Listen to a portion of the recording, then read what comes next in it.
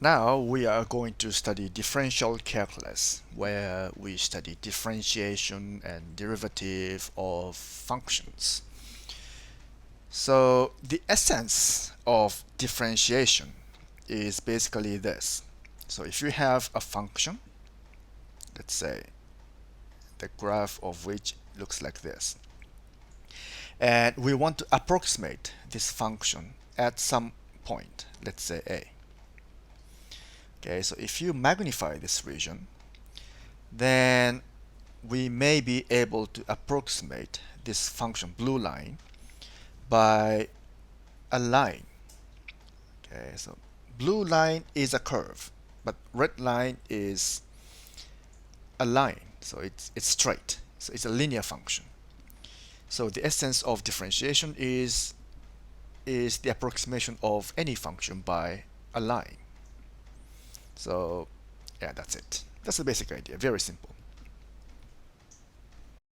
Now let's give the definition. Definition of differentiability and derivative. Differentiability. Okay, this differentiability is important because not all functions can be approximated by a line. Okay, so those functions that can be approximated by a line, it's set they are said to have differentiability, or they are differentiable. Okay, and derivative.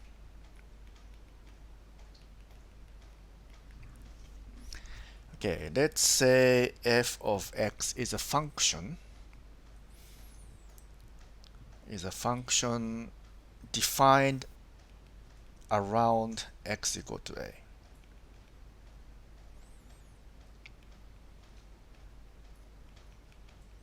So this means it is defined on an interval which includes this point. Okay, so we say f of x is differentiable.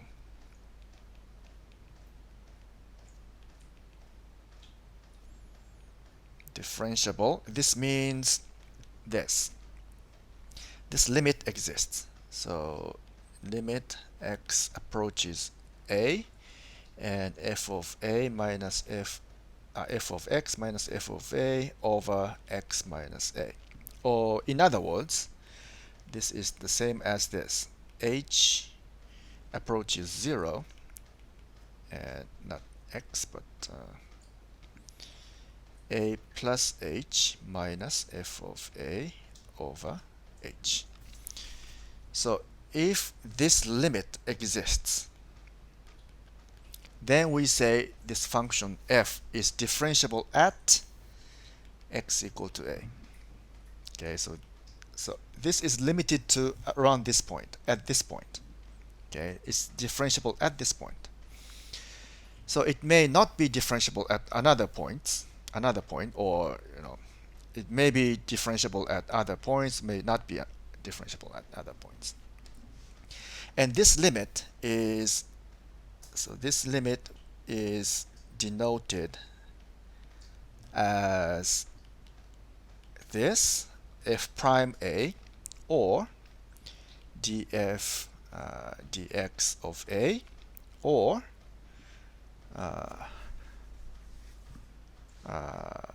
yes, something like that. Okay. And if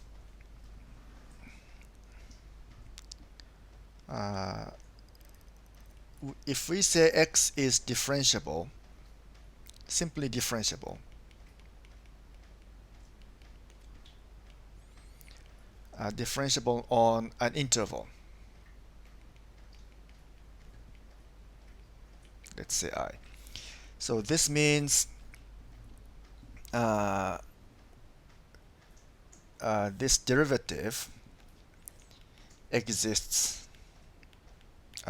This limit exists at all x in this interval. Okay, so if f of x is differentiable on any point within its domain of definition, then we just say f of x is differentiable. Okay, in that case, this can be considered as a function of x.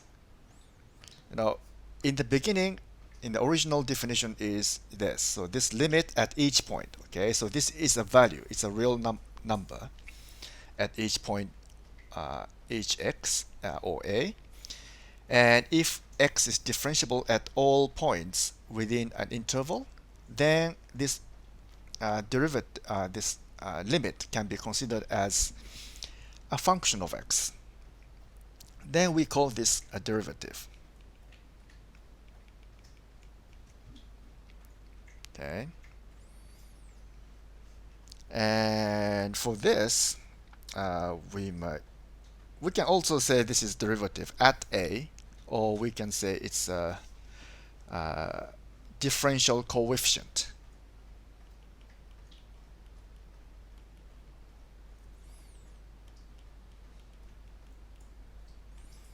At x equal to a. Okay. So this is a function. Derivative is a function. Differential coefficient is a value. So what this definition means is this. So suppose we have f of x like this. So f of x. So this is x equal to a. So let's put this is x. So we move this x towards a. So the difference between this value and this value, so this difference is f of x minus f of a. And this difference is x minus a. Okay? So the ratio between this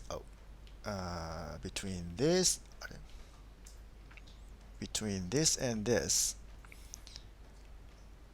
is basically, so this quantity is the slope of this line. Okay, so the line that passes through this point and this point. But we are now moving this x towards a, so this point will approach this point, right, along this line. So eventually this point, this limit, so that will be f prime of a. This point will represent the tangent line at x equal to a. So let's see. So this line, so this will be the tangent line that touches this curve at x equal to a. So the slope of this line is the differential coefficient. And if you move this a, and if it's still differentiable, then we can consider this f prime as a function of a. So it's called a derivative. Okay, so that function represents the slope of the tangent line at each point of this curve. So in this manner, we are approximating the original function by a bunch of straight lines, okay, at each point. Of course, the original function can be very complex. I mean, it's not complex now, but it's complicated. For example, it may look like something like this. Who knows what? But we can approximate this function at each point by straight lines. So at this point, this straight line, at this point, this straight line, at this point, this straight line, at this point, this straight line. Of course, this approximation is not good if the point is far from the point where we determine the derivative, a differential coefficient. Okay, for example, if we calculate the derivative at this point and approximate this function by this, let's say, this straight line, but this approximation is okay as long as we are looking at very close, only the vicinity of this point. Okay, around this area, the approximation is very good. However, if we go far away from the point where we define the differential coefficient, then the difference becomes non-negligible. So this will be, so the error will be bigger and bigger. That's why we need to again calculate the derivative at different points each time we move along the curve. Let's see some examples. For example, let's say we have a function defined by this on entire real numbers. Okay, let's find its derivative. So by definition, we need to calculate this quantity. So maybe I should stick to the definition. So x plus h minus f of x and divided by h. Okay, so if you substitute this, we have this, which is equal to, if you expand this, you should have 2xh plus h squared over h.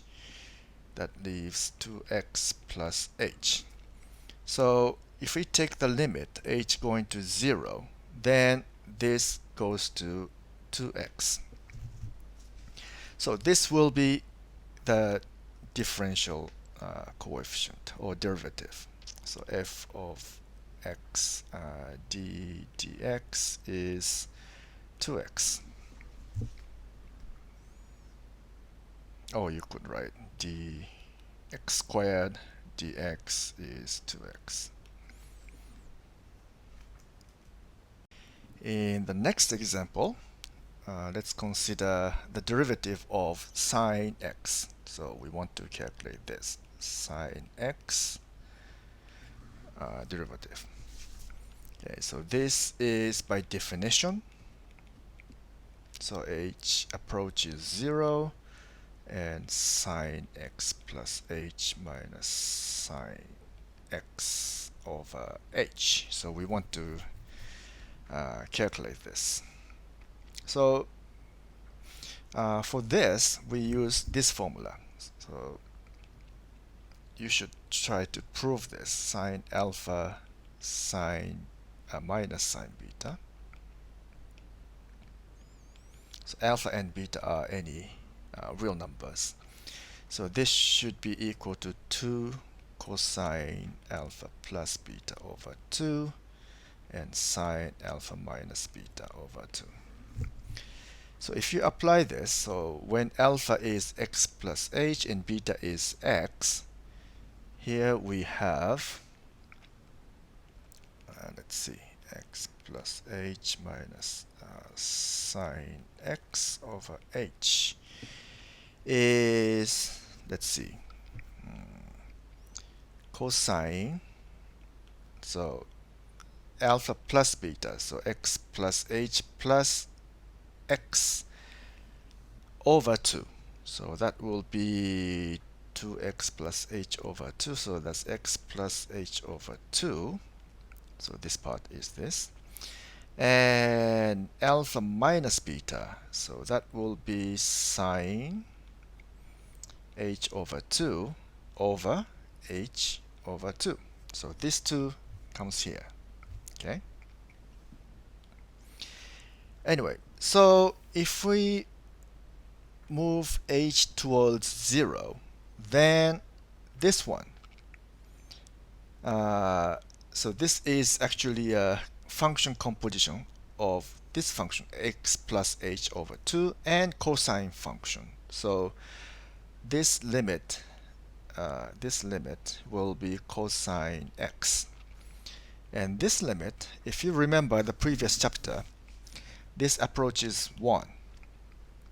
Okay, so therefore the derivative of sine x is cosine x. And in a similar manner, you should be able to prove that the derivative of cosine x is negative sine x. So this is an exercise. The next example is the exponential function. So d e to the power of x. So by definition, this is the limit ex plus h minus ex over h. And we can factorize this by factor a of e to the power of x out. And then we have h minus 1 over h here. 0. But this e to the power of x, this part doesn't contain any h, so we can take this out and consider the limit of this part only. But this approaches 0. This converges to this converges to 1 actually. We have shown this in the previous chapter, so please review that. And so the result is e to the power of x. As I have explained previously, the derivative or differential coefficient is the slope of the curve at the given point, let's say a. So that is the tangent slope of the tangent line. So then what is the equation for this line? Okay, we know the slope is this, but what's the equation? This line passes through this point, a and f of a. So from this and the slope, we can determine the equation of the line. That is y minus f of a is equal to f prime of a x minus a. So this is it. To be more nice, it will be like this, plus f of a minus a. So this is the y-intercept, and this is the slope. This part is the slope, and this is it's a line. Now here's one theorem that connects continuity with differentiability. So that says if f of x is differentiable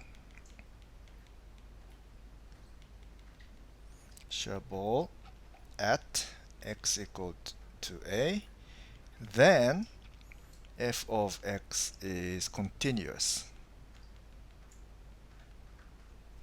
at x equal to a.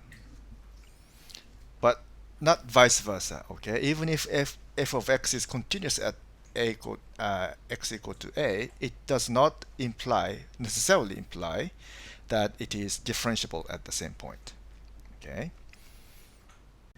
So let's prove this theorem. But first, I hope you still remember the definition of differentiability, but let's recall the definition of continuity at x equal to a. So that means f of x is continuous at x equal to a. That means if x approaches a, then the value of this limit is equal to f of a. So this means continuous.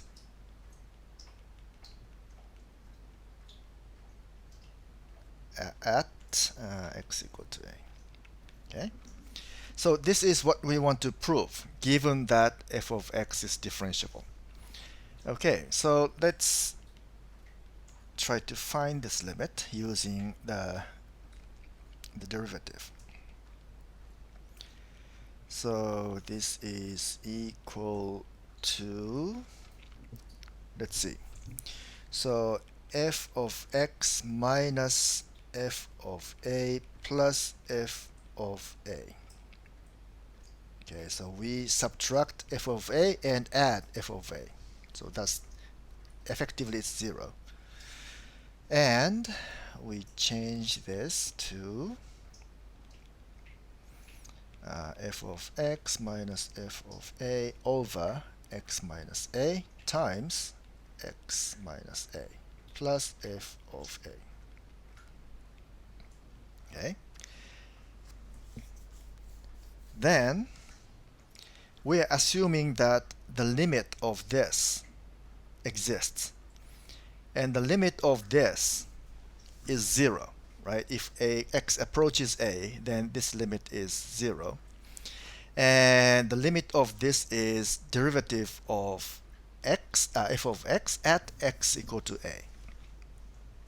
And the limit of a product is the product of the limits. So this, and of course this is just constant. There's no x here, so it's just a constant.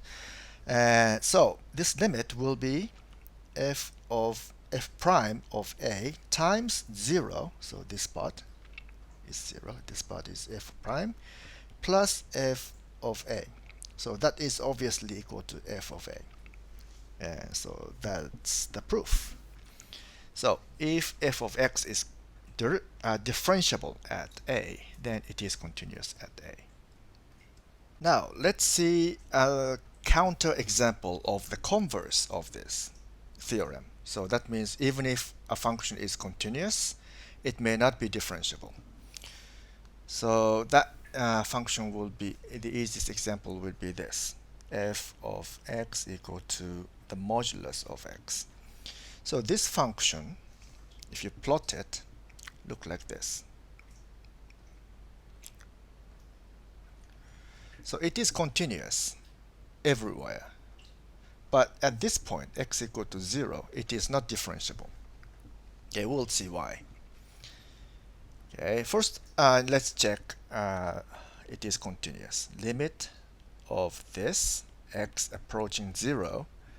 So from the right, okay, from the right, the value of this function approaches 0.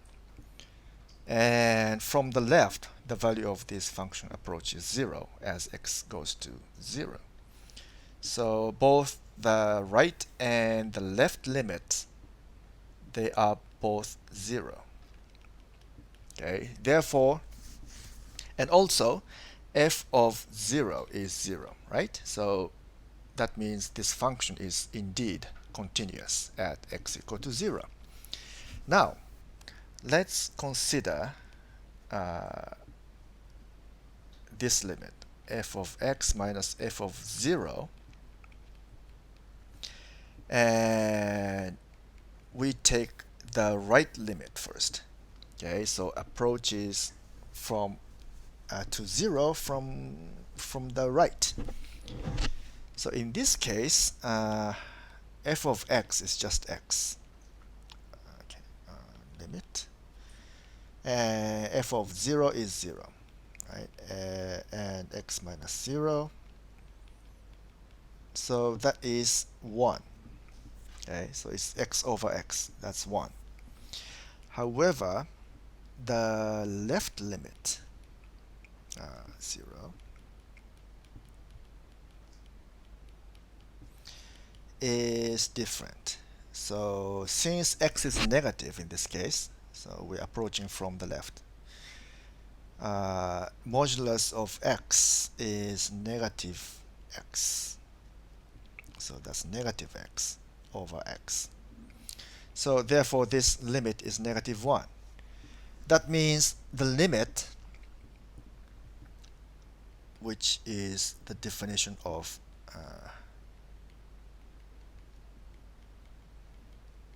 the derivative, doesn't exist.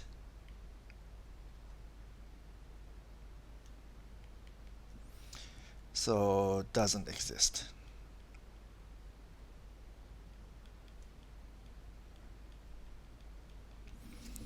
That means this function is not differentiable at x equal to 0. Next, let's see some of the properties of derivatives. So here are theorem.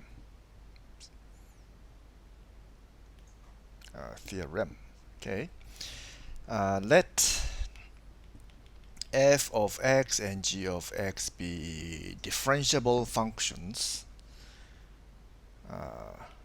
Differentiable functions on an interval. Differentiable on an interval I, let's say. Then we have the following properties. One, derivative of a linear combination of these functions is given by the linear combination of the derivatives. So that is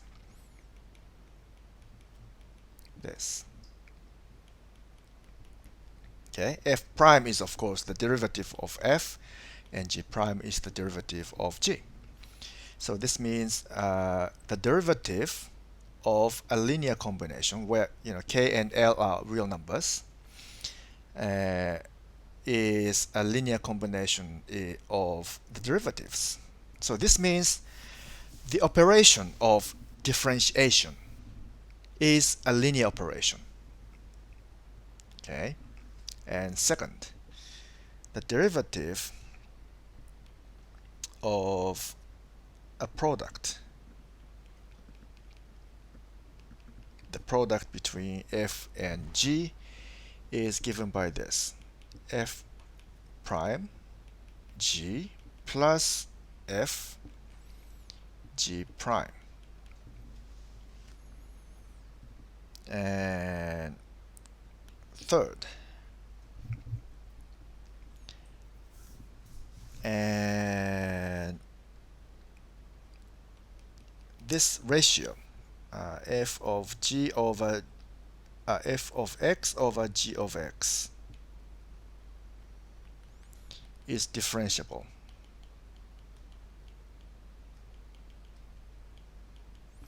on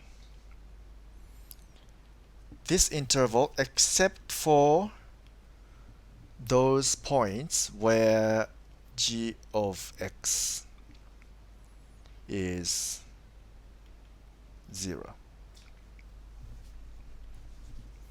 Maybe I should write like this. So all x in the interval where g of x is not equal to 0. Same thing. Okay, and the derivative is given by this. Let's see. F of x over g of x is given by f prime minus and f and g prime and g of x squared.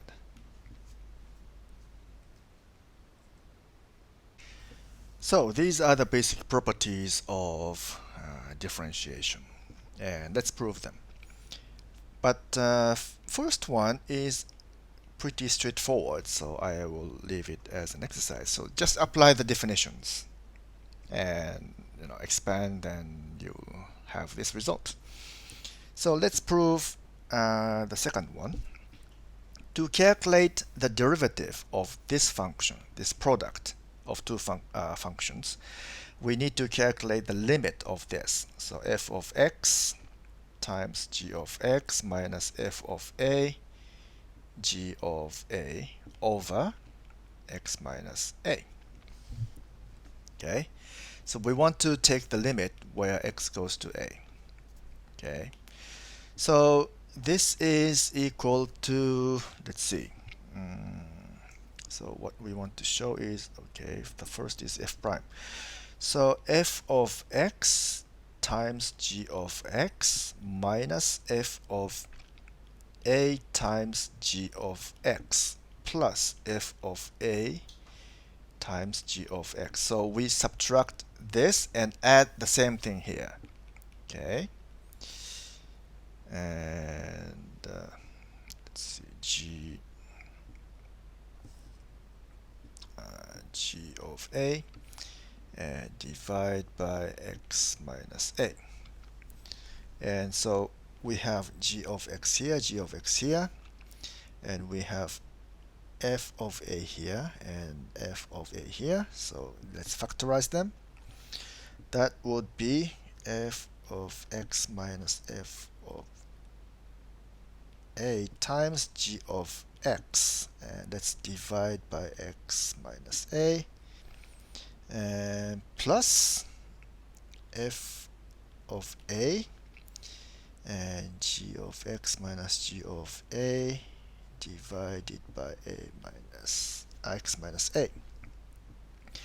And this is, if we take this limit, x approaches a, then this, by assumption, this is differentiable. So we have x prime a here times g of a, because x approaches a, so g of x converges to g of a.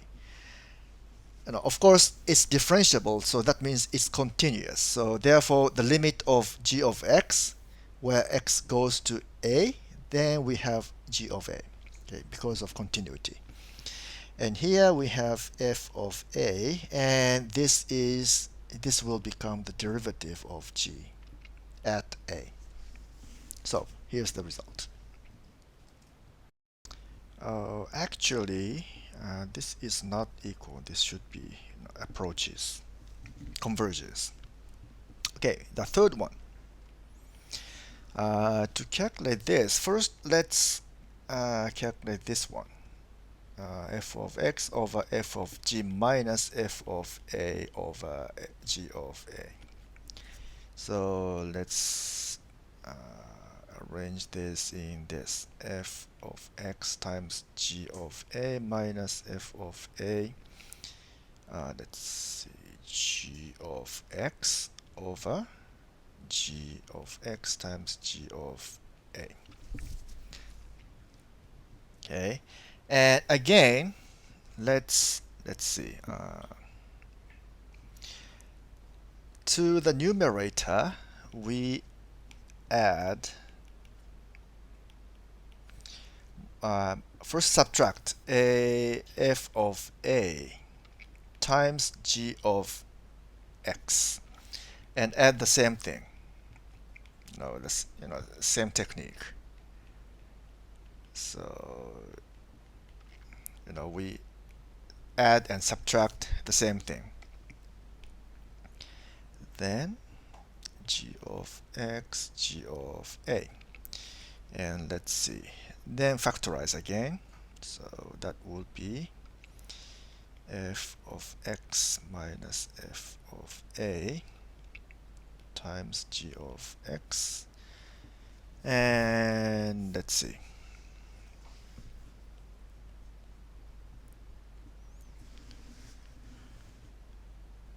wait a minute.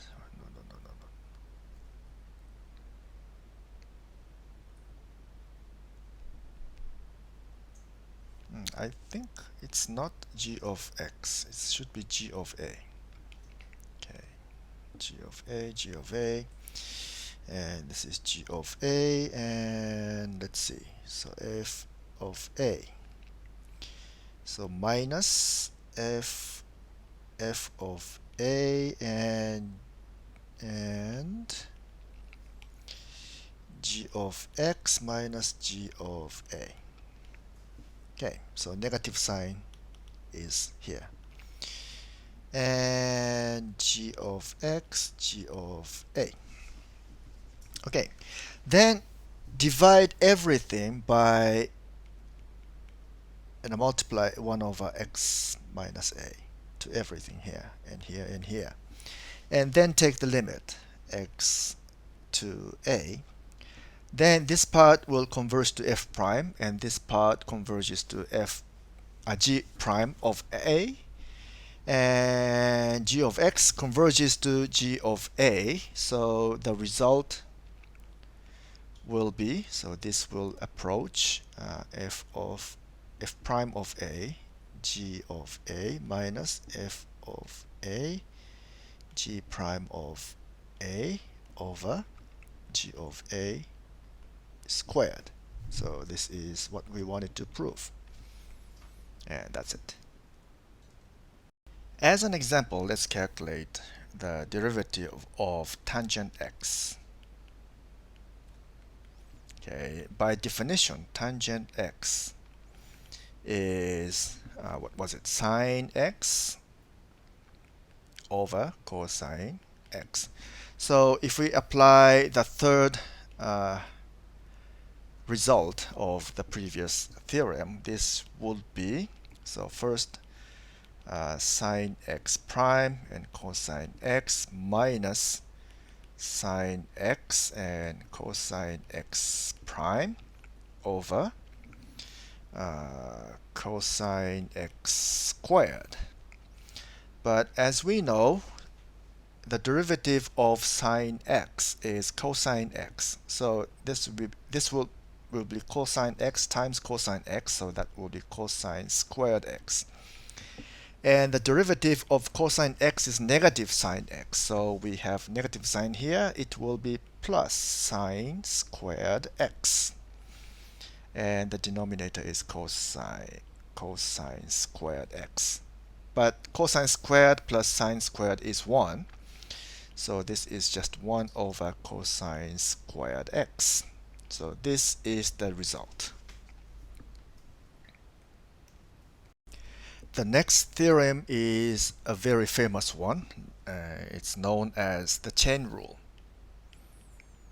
Let's prove this. It's called chain rule.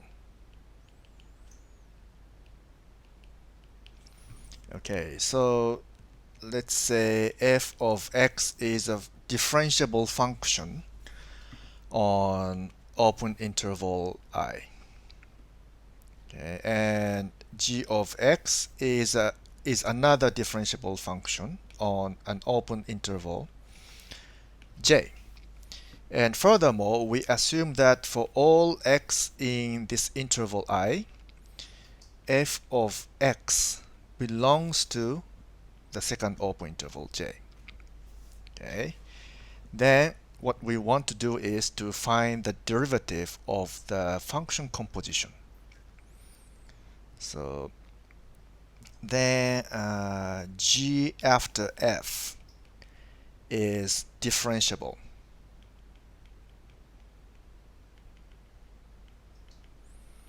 on I,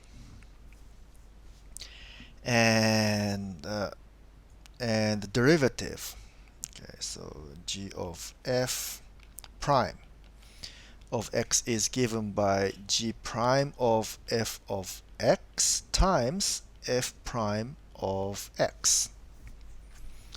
So this one, this left hand side, means the derivative of the composed function g after f. Okay, and this one, this is the derivative of g, where it is okay, derivative of g evaluated at f of x. Okay, it is a value within this interval. And times, this is just an ordinary multiplication between two real numbers, and f prime of x is the derivative of f at x. Alright, let's prove this. So to find the derivative of g after f, we calculate, we just apply the definition.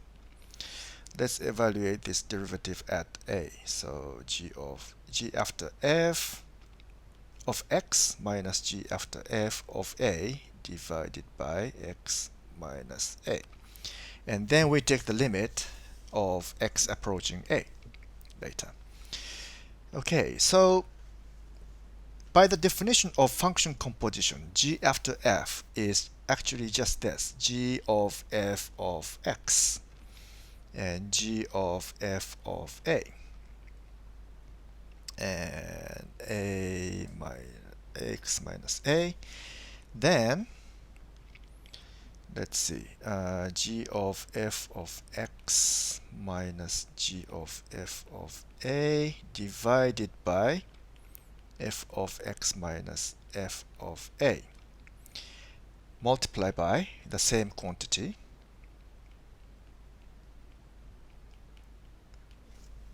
Okay. Now, since we are assuming that f is differentiable and g is also differentiable, since f is differentiable, if we move x towards a, then f of x will approach f of a, right?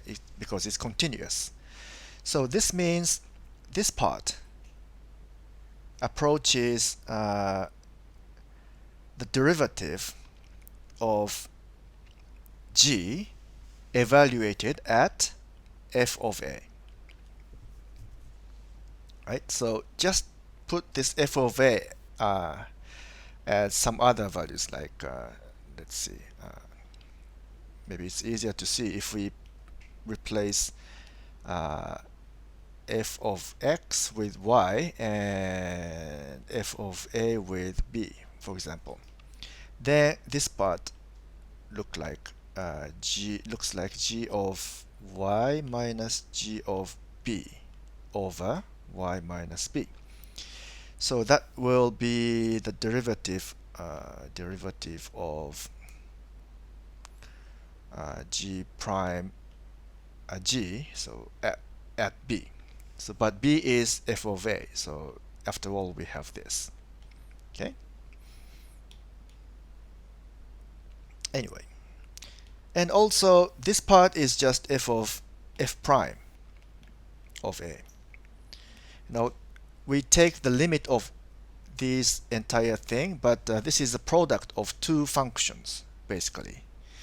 So the limit of the product of two functions is the product of the limits of these functions. So that's what we have here, and the proof is done. Here's an easy way to memorize or interpret the chain rule.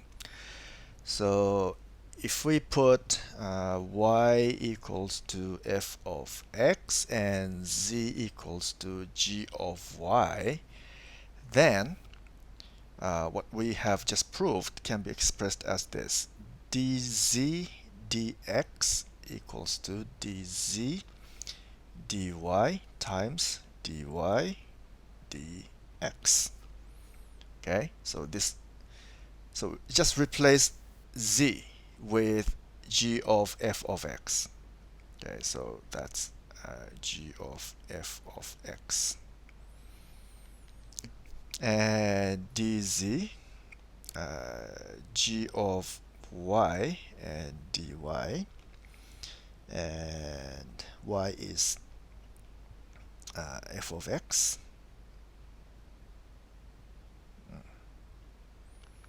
f of x and dx. So this is the chain rule. So just formally, we can see that we could kind of cancel this dy to get this left hand side, this one. But this is just a formal coincidence. So it's not exactly the division or reduction of fractions or anything. But it happens to be this way.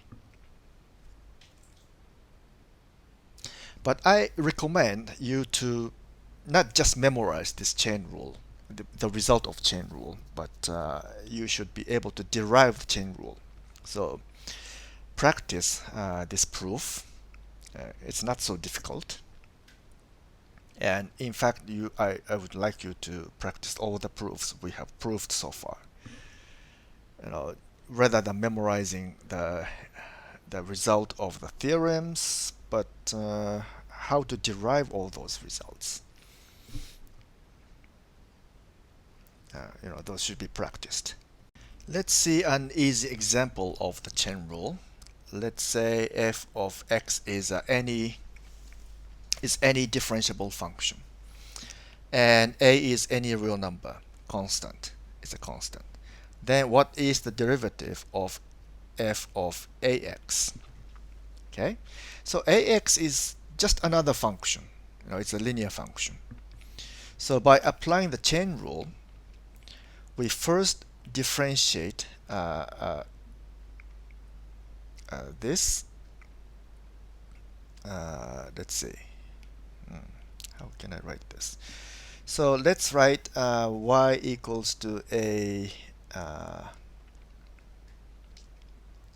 ax. I think this is confusing. So let's write this. So we want to calculate the derivative of f of ax with respect to x. Okay. So if we replace ax by y, that's what we have is f of y dy and dy dx, and that is the first term is just the derivative of f with respect to y. Then replace this y with ax. And this one, derivative of y with respect to x, that is just a constant a. So that's what we have. So that's a and f prime ax. Okay, but don't get confused. This f prime means the derivative of f with respect to the entire argument here, not x, okay, in this case, ax.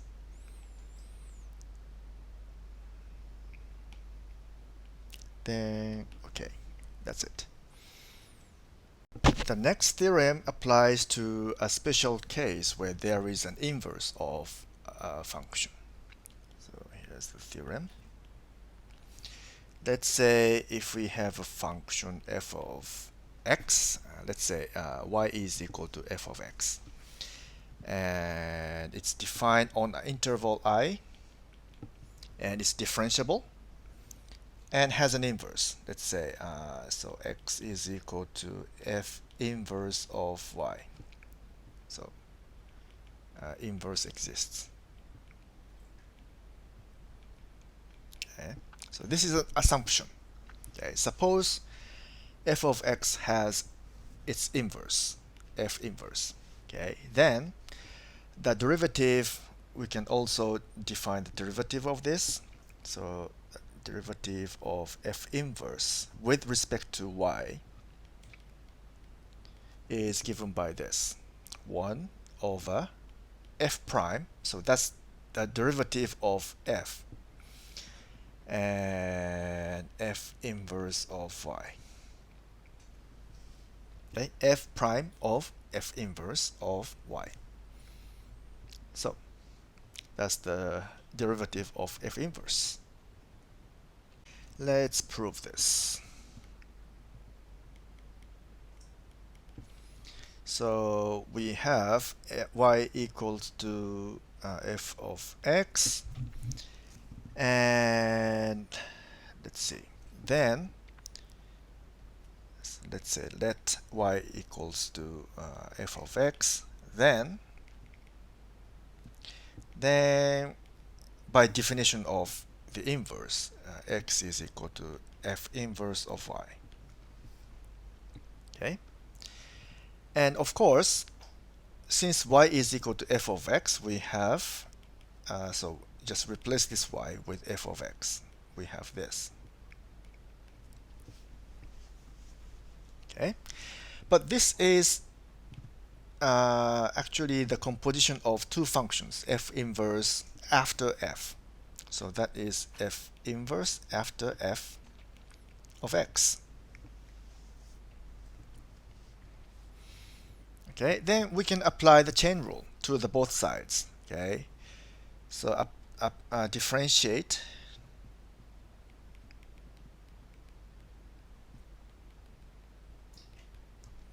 both sides. Then the left-hand side will be just 1. And the right-hand side, you can apply the chain rule. So that would be this, d dy f inverse of y times d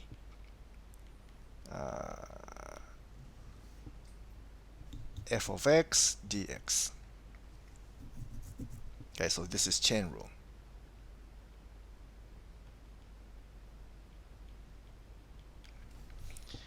Okay, so from this we can divide both sides by this factor, and we have this. Let's see, d dy f inverse of y is equal to 1 over that is f prime x, but x is equal to, so from here x is equal to y, f inverse of y.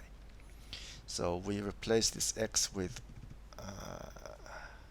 that, so f prime of f inverse of y. So that is the result we wanted to prove. But now, at this point, you should wonder what happens if this f prime of x is 0. Then we cannot divide this like this, right? But actually, this situation is carefully avoided in the condition. So in this theorem, this I should be open interval. Okay, it's not closed. Open interval. So if it's open interval, then at the same time, if a derivative at some point within that interval is 0, then what could happen? Okay, so consider this case. So if the derivative is 0, that means the slope of the tangent line is 0, so it's horizontal. So let's see. So it's something like this. So this is one such case. The tangent line slope is 0. So in this case, this derivative will be 0, so we cannot divide by that. Okay? But we are saying this function is defined on an open interval, and it has the inverse function. But if this function is defined on an open interval, let's say from here to here, and has a derivative that is 0 at some point between these boundaries, bounds, then it cannot have inverse function because it's not bijection, right? So, for example, these 2 points here and here, they have the same value of the function. So this is not injection. Therefore, it's not bijection. Therefore, we cannot define the inverse. So this case is actually excluded from the beginning.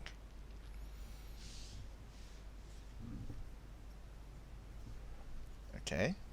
So yeah, we don't have to worry about it, as long as we can be sure that these conditions are satisfied.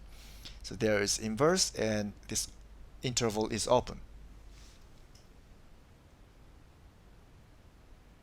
Let's see a few examples of this theorem involving inverse functions. So first example is the derivative of arc sine.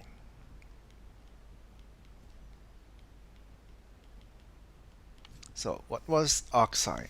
It is the inverse function of sine. Okay. So this is actually given as this. 1 minus x squared. And x is between -1 and 1. See, this is an open interval. And so let's prove this. So let's see, y is equal to sine x, and x is between this -pi half and pi half. Okay, this is an open interval. Then x is equal to arc sine y. And from the above theorem, the derivative of arc sine y with respect to y is this 1 over sine x prime. So the derivative of sine x is cosine x. And now x is in this range, okay, in this interval, open interval. Within this open interval, cosine x is greater than 0. Okay, so therefore we can write cosine x as, using this famous identity, cosine squared plus sine squared is equal to 1. So we know that cosine x is, in this case, is positive, so cosine x is square root of 1 minus sine squared x. But sine x is y, so we can replace this with 1 minus y squared. So after all, the derivative of arc sine y is 1 over square root of 1 minus y squared. So that's it. Another important example is this. That's the derivative of the logarithm. Okay, this is the logarithm with base e. So that in this case, the derivative is 1 over x. And you should show this by using the theorem just described. Okay. By the way, this logarithm is the inverse function of exponential function, right? So let's write, let's see. If we write y equals to log of x, then x is equal to exponential of y. So by using this, you should be able to derive this result. And next, by using this result,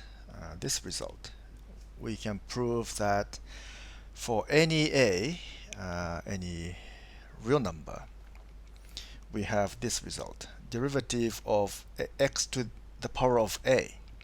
No, it's not just integer or natural number, it's any real number a. The derivative of this is a times x to the power of a minus 1. So this can be shown by using this. X to the power of a is actually e to the power of a times log x, right? So let's try to derive this result. So that's d, let's see, maybe we should put y equals to a log of x, and let's see, and z equals to e to the power of y. So whole thing, this is y, and this thing is z. So dz dx is dz dy times dy dx. And let's see, that would be, so this is just exponential function, so the derivative is that function itself. And this one, we just proved that the derivative of the logarithm is 1 over x. So in this case we have this multiple a, so a over x. Okay, and then e to the power of a log of x and a over x, and this is, so this part is a to x to the power of a, and so that's a and x to the power of a minus 1, so this will cancel one of the x here, so this should be the result.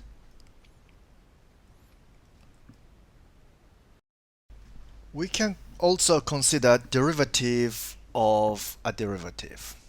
So let's say f of x is a differentiable function on an interval I. Then since it's differentiable, we can define the derivative f prime. And this is also a function on the same interval. Okay, so we can consider the differentiability of this function. Okay, if it's differentiable, we can differentiate again to find something like f double prime. Or again, if it's differentiable, we can define f triple prime, and so on. One example is when f of x is a polynomial function, so something like an x to the power of n, an minus 1, x to the power of n minus 1, and so on, a1, x plus a0.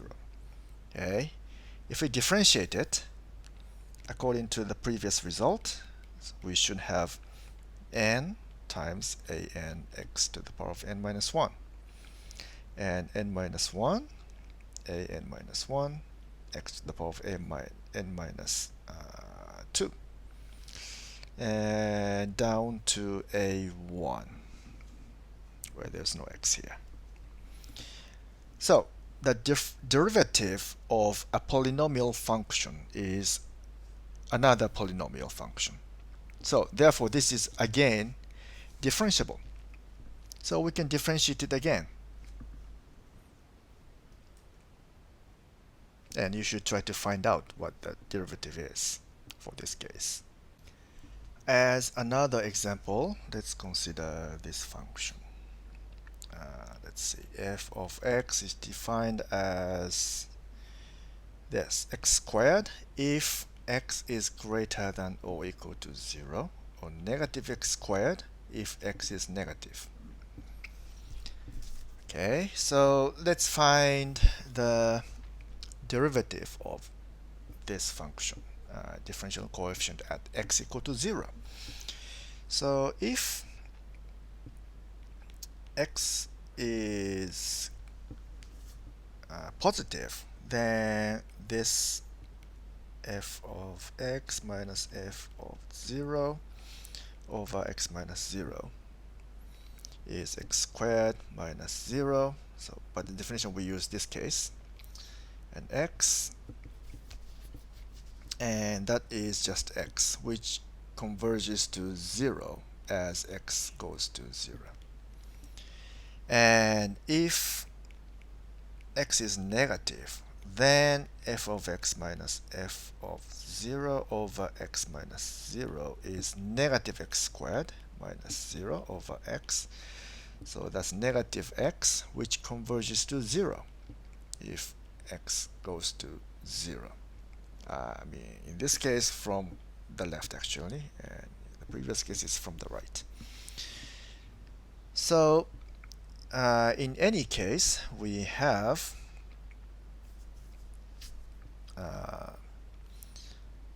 f of x. So either case we have this values 0. So this limit, either right or left, it converges to 0. So okay.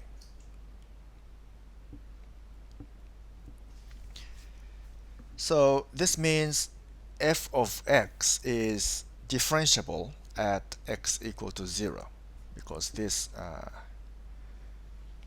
function converges, this limit converges. Okay, and if x is greater than 0, if x is positive, then not equal to 0, then okay, f prime of x is 2x if x is greater than or equal to 0, and this is equal to negative 2x if x is less than 0. Okay, so this means, to summarize this, we can write 2 modulus x for all x, real number. Okay, but we know that this function is not differentiable at x equal to 0 because if you try to calculate the limit, right limit and left limit of the derivative of this function are different, so the derivative actually doesn't exist. So it is differentiable one time, and this function f is differentiable, but its derivative is not differentiable. Based on these observations, we define higher order derivatives. So definition and higher order derivatives.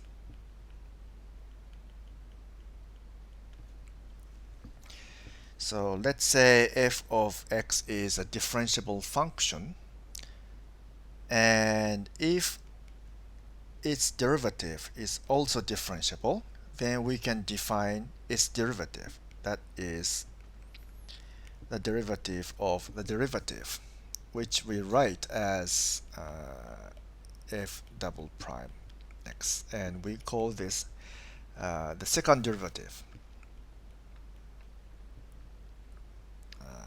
Derivative or second order derivative. Okay, which way, either way is fine.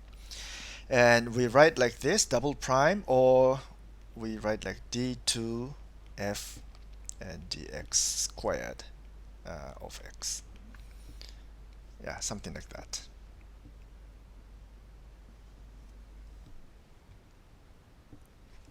And similarly, we can define third order derivative and fourth order derivative and nth order derivative. But in those cases, putting primes is not so pretty, so we usually write something like f parenthesis n of x.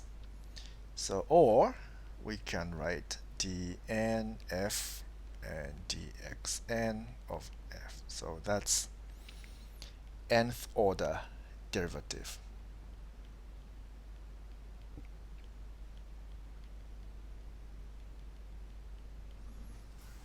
Okay.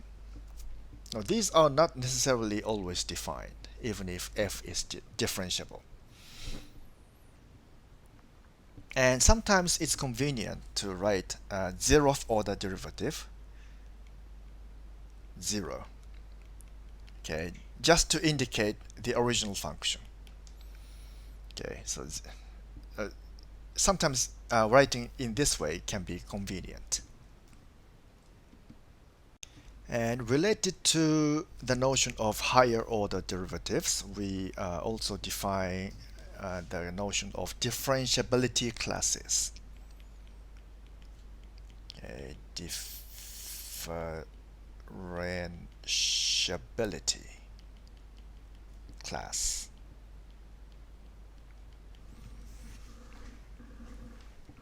Okay, let's see. F is a function that is defined on an interval I, open interval I, and n is a non-negative integer, 0, 1, 2, and so on. And first, the function f of x is said to be of class Cn. Cn. Of class Cn. So this means its derivative, so f prime, f double prime, so second order derivative and third order derivative up to nth order derivative exist and are continuous. So this means exist and they are continuous.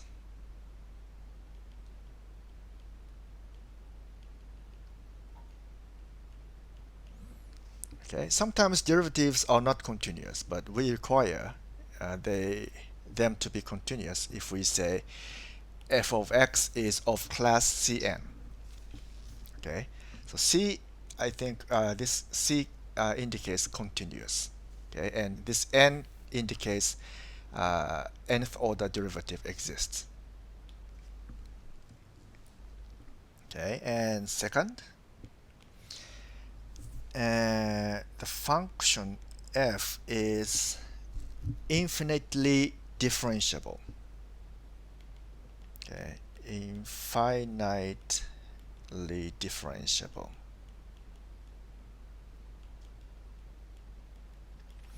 Or smooth.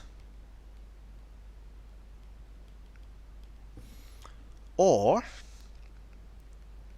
of class C infinity. So if we say this means f has derivative of all orders.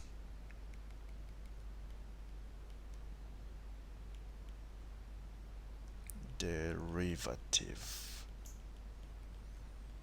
of all orders.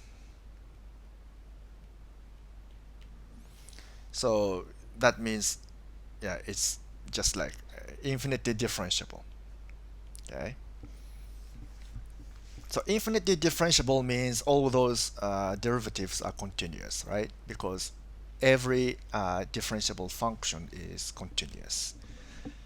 So if it's infinitely differentiable, all the derivatives should be continuous. Okay, in this case, we say C infinity or smooth. So smooth is a technical term in mathematics. It has a specific meaning defined in this way. So smoothness is not something like, it's not feeling or anything. It's not intuitive or anything, but it's intuitive, but it has specific meaning. So be careful when you use smooth function. Smooth function means it has infinitely many orders of derivatives. Okay, so let's see a few examples. And as we have seen, f of x defined as the modulus of x, it's not differentiable, okay, at all. But it is continuous. So this is of class C0. Okay, it's 0 times differentiable, but continuous. Okay, so this function is of C0 class. And another example, polynomials. Polynomial functions and sine x, cosine x, and exponential of x, they are of C infinity, so they are smooth functions. Okay, by the way, constant function is C infinity, right? Because it's included in polynomials actually. It's zeroth order polynomial. So a constant function, if you differentiate it, it will be 0. And 0 is a constant, so you can differentiate it to have another 0. So you can continue this infinitely many times. So it's of C infinity. And it's smooth. And the previous example of, what is it? This one. Wait a minute. This example. So we can differentiate this function once, but not twice. So this function is of C1 class. Okay, not C2.